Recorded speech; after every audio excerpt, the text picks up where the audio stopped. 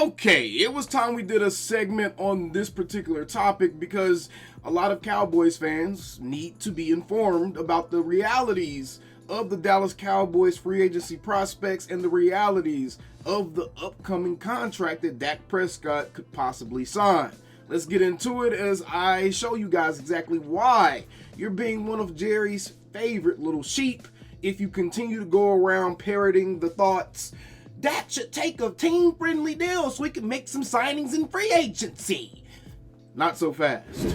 Now look, I know where your thought process is. You want this guy to take a team-friendly deal so you feel like that the Cowboys have a lot more cap room so they can go out and go sign a Saquon Barkley, a Mike Evans, an actual impact free agent, right? Well, before you guys actually start shouting that from the mountaintops, you need to actually understand how these contract breakdowns work. The fact that Dak hasn't been getting paid all that much the last few seasons, and the Cowboys still haven't made any moves. And then we're going to take a look at some of the Cowboys' spending habits. Big shout out to the homie Martin Talk Cowboys and A to Z Dallas Sports for the graphics that are going to be used in this particular video. But the first thing we're going to take a look at is why it's ridiculous for anyone to be talking about how Dak needs to take a pay cut so the Cowboys could go sign some free agents, because this is what it looked like last time. All right, let's take a look at some of these graphics again. Big shout out to the homie Martin Talk, man.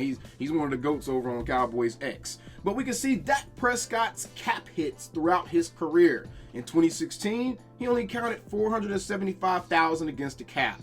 In 2017, he only counted $585,000 against the cap. In 2018, he only counted $695,000 against the cap. He was eligible for extension here. The Cowboys should have extended here, would have saved money in the long run. In 2019, he only was $1 million against the cap, still eligible for an extension. In 2020, he got a $31.4 million franchise tag, while Carson Wentz's cap hit was $18.6 million from his extension.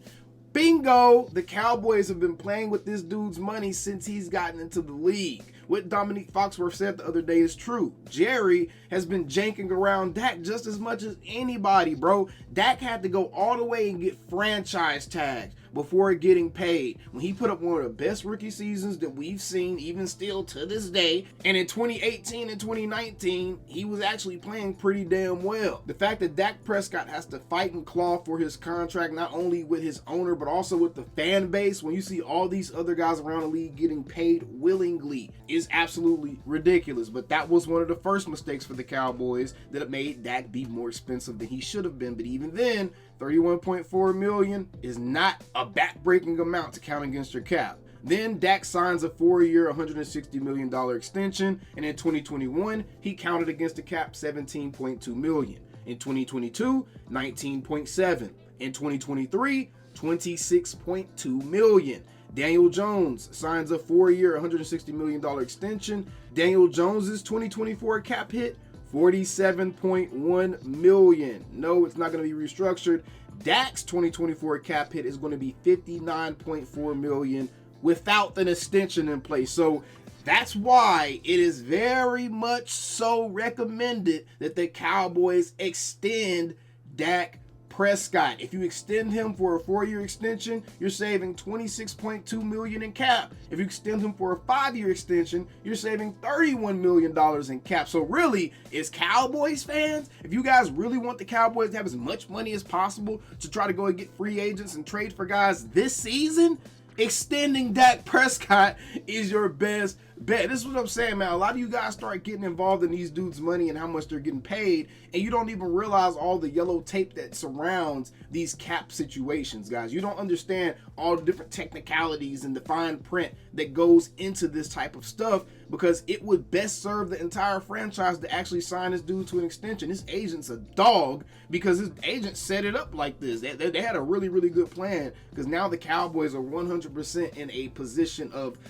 no leverage when it comes to Dak Prescott and his contract extension. It's either you go this year with a lame duck quarterback and a lame duck head coach, and you allow Dak to just walk away for free next year, or without getting anything back other than some compensatory draft picks, or You extend this man, lower his cap hit so you can put more pieces around him if you think your team is already that close, which Jerry has already indicated he thinks the team is that close. So the best thing for them to do, extend Dak for another 4 years or so, sign some more guys. If it doesn't work in the next year or two, blow it up. He'll be able to blow it up by then, right? But either way, the myth that Dak is just taking up all of this cap room right now is absolutely false. The Cowboys have already been in position to do something with their free agency money, and you know what they've done with it? And again, big shout out to A to Z Sports for this graphic. But you know what they did with it? These are their notable free agency signings between 2016 and 2021. We got Alfred Morris, Benson Mayowa, Nolan Carroll, Stephen Paya, Coney Ely, Cedric Thornton, George Ioka, Randall Cobb, Kerry Hyder, Tavon Austin, Jameez Olawale, Jonathan Cooper, Everson Griffin, Andy Dalton, Daryl Worley, Alden Smith, Dontari Poe, HaHa Clinton Dix, J-Ron Curse, DeMonte KZ, Malik Hooker, Brent Urban, Carlos Watkins, Keanu Neal, and Terrell Bash. None of those dudes I just named are players that any team, especially not this team, were going to be looking to sign to a long-term deal. None of these dudes were anything more than 1 year space-filling rentals. This is how the Cowboys have been spending their free agency money. And keep in mind, Dak Prescott was on a rookie deal for his first full 4 seasons in the league because the Cowboys never extended him and forced him to play on the franchise tag already. And this is how they spent the money. I don't need to go any further with this argument. The best free agent pickup on his list was probably who? What? J-Ron Curse because he's still on the team? And Malik Hooker? Those are the best pickups. Those were the best pickups. With all that money, and those two dudes were not high-value pickups. Those two dudes were honestly value bin pickups, especially J-Ron Curse.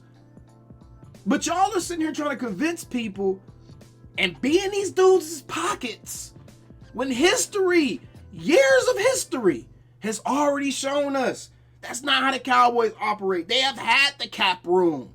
They've had the cap room.